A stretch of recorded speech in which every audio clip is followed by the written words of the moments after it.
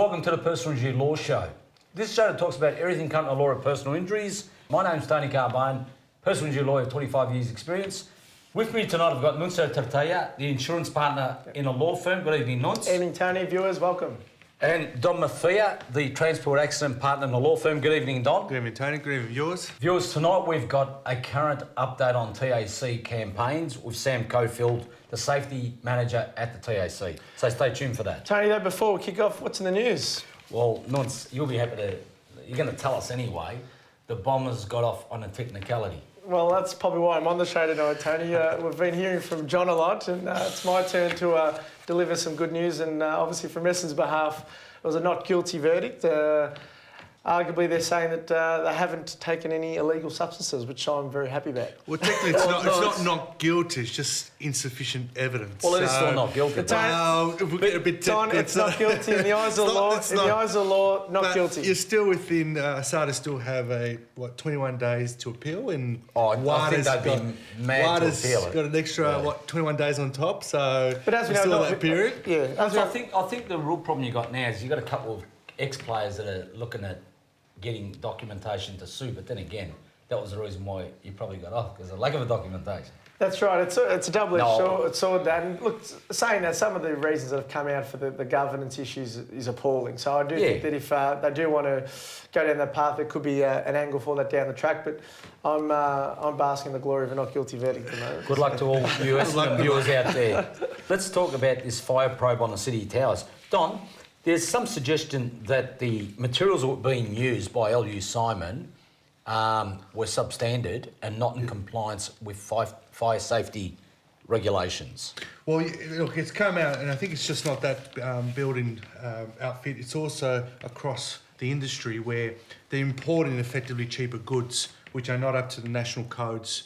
And those cheaper goods, well, you'd think if they're cheaper, they do pose a bit of a fire risk, or in this case, who knows, Tony? I mean, I know it's still being investigated. Look, we're investigating at the moment a potential class action for tenants, landlords and anyone else that was exposed for the Latrobe Street. Yeah, for the Latrobe Street fire.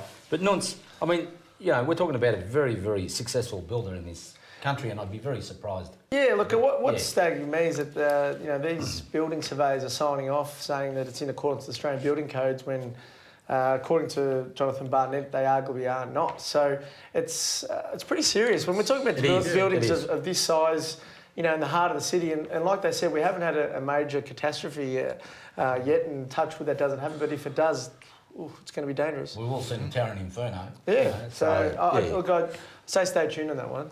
Well, viewers, the CSIRO are currently doing testing of materials used as exterior cladding. Once we get that, we'll come back to the story, don't you think? Yeah, I think so. And look, it's obviously taking shortcuts to save money. Yeah. And it's just really concerning now with a lot of the importation going on with all these materials.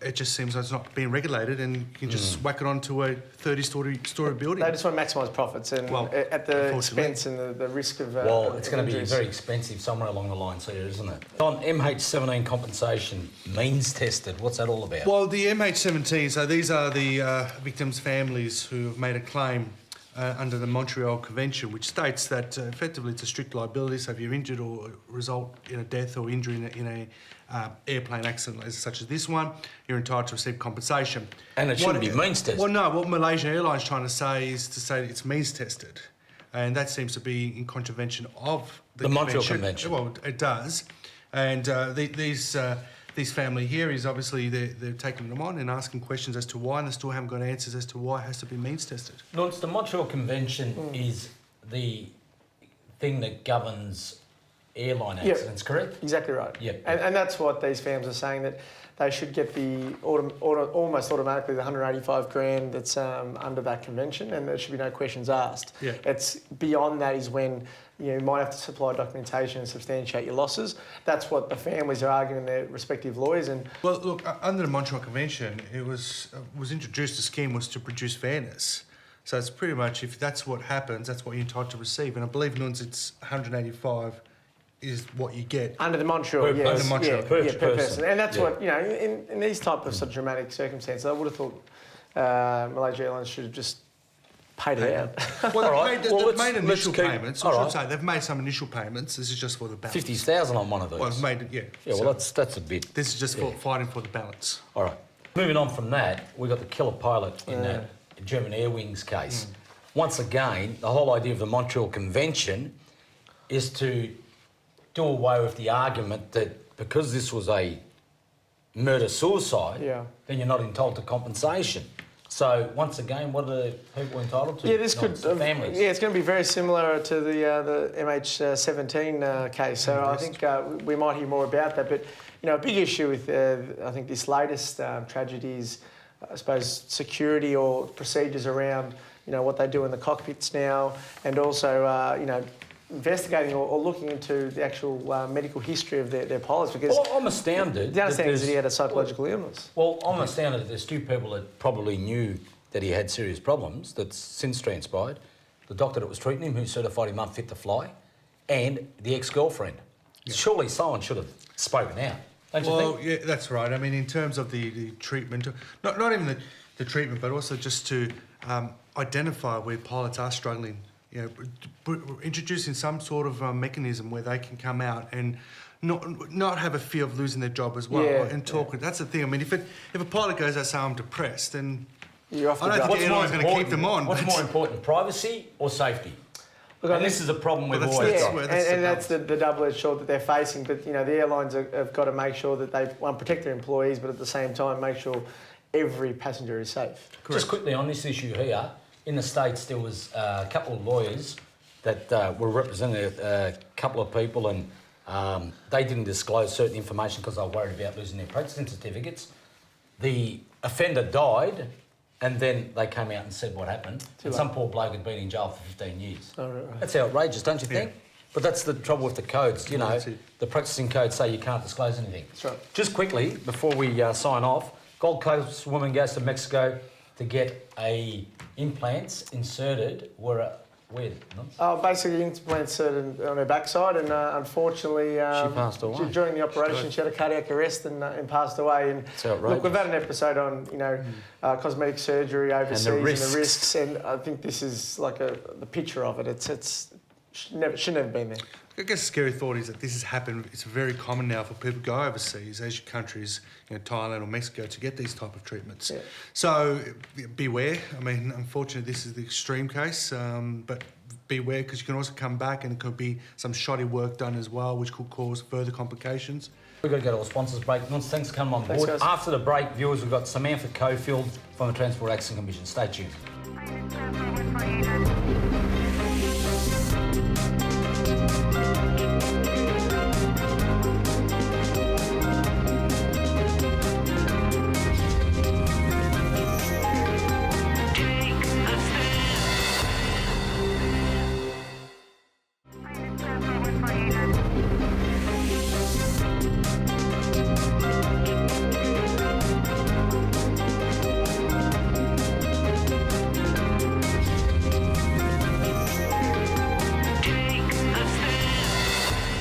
Viewers, welcome back to the show. As I said before the break, we're very fortunate to have Sam Cockfield, the Transport Accident Road Safety Manager, on the show again. Good evening, Sam. Hi, Daddy. Don, Sam's been on the show a few times, but has. tonight we're going to be dealing with... Well, your- it's a new campaign that's been soon to be released, Sam. I think it's not yet Yeah. on TV, but it will be soon. But it's a safe system campaign. So it's a little bit different to what we've seen from the TAC. It's a little bit, Sam, softer. Would you say it's not quite in your face aggressive? I think it's a little bit more holistic and it's more community minded. It involves the whole community getting involved in road safety. So it is definitely a new philosophical approach to the way we do road safety in Victoria. And what's the main message you want to get out of this? Tony and Don, it is a new philosophical approach for the TAC and in fact for Victoria. It's a much more holistic approach. It involves the whole transport system.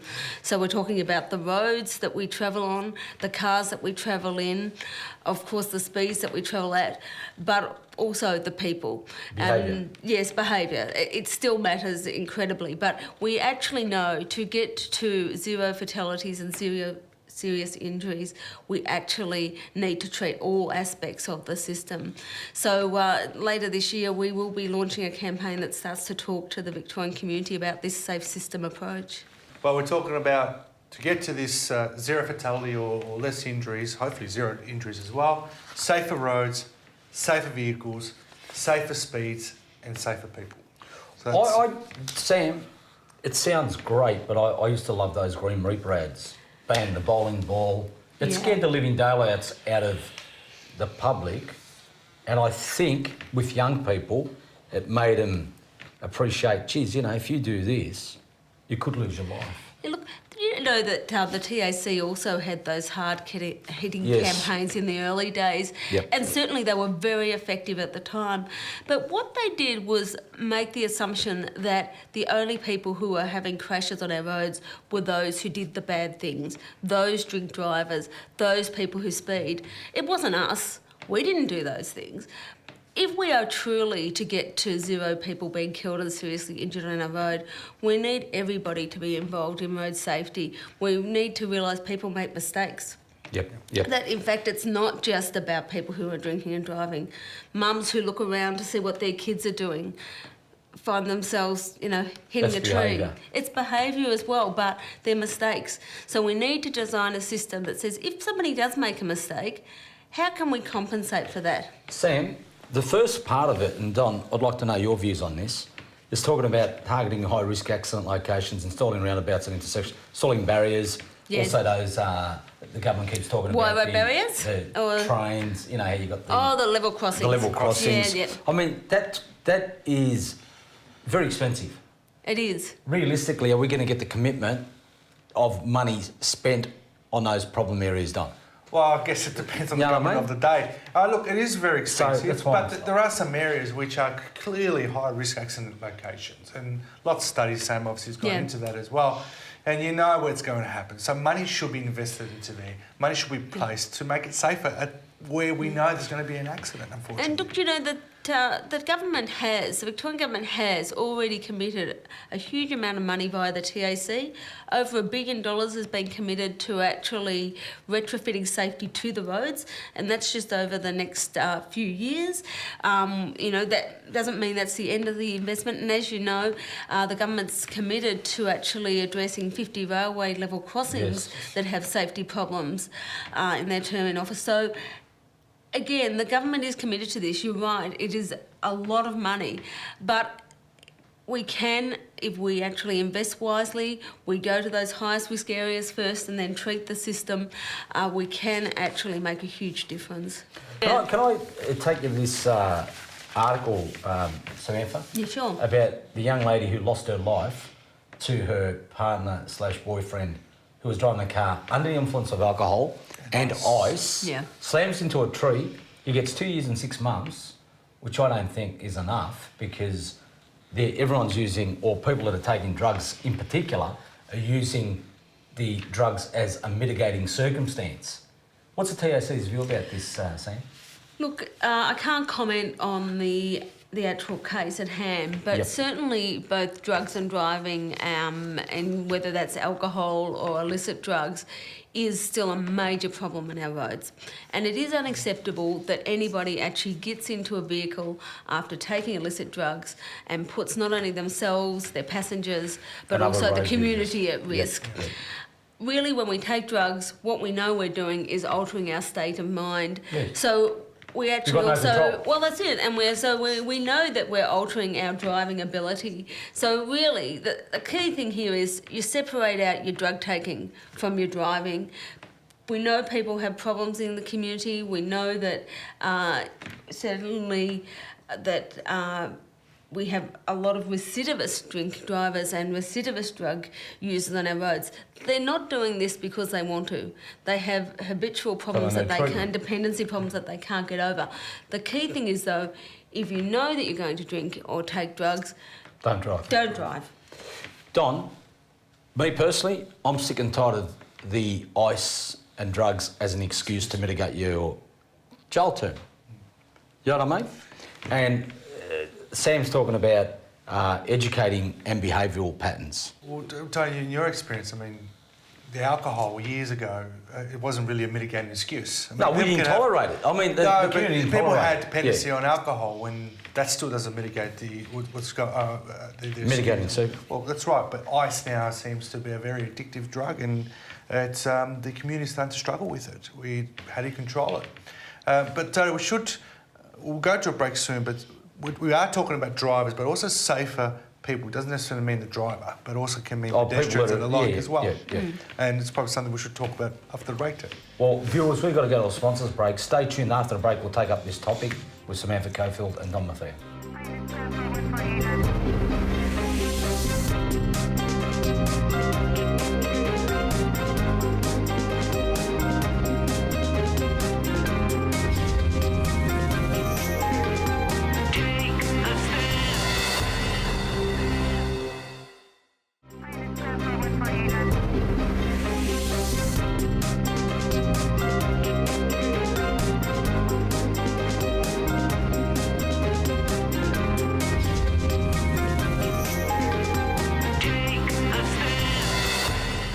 Viewers, welcome back to the show. We're talking to Samantha Cockfield and Don Maffia about driver behaviour. Sam, it's about educating not only the drivers, but also the people around the drivers, like passengers. Tell us a bit about that. Yeah, look, everybody in the community has a responsibility for road safety.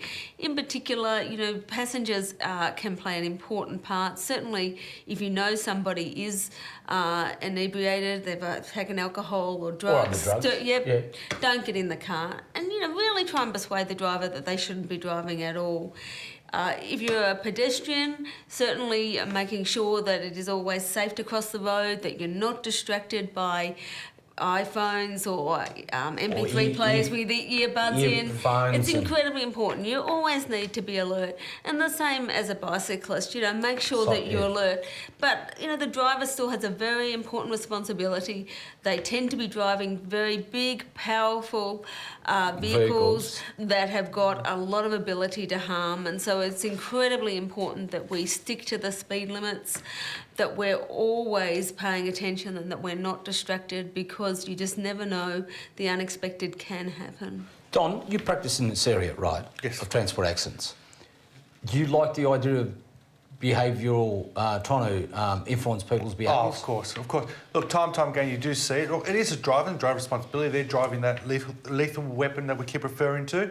But at the same time, you have pedestrians on the road, using the road. If they're distracted with phones, talking to friends or iPods or your whatnots, and cross the road in front of a car, sometimes there's no opportunity for the driver to stop for whatever reason.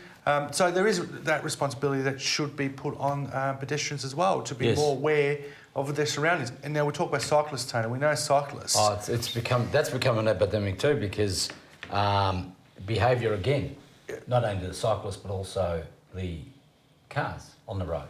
They've got to respect each other on the road. Oh, certainly. There's a really important element to sharing the road and recognising that everybody's got the right to be there and everybody's got the right to be there safely.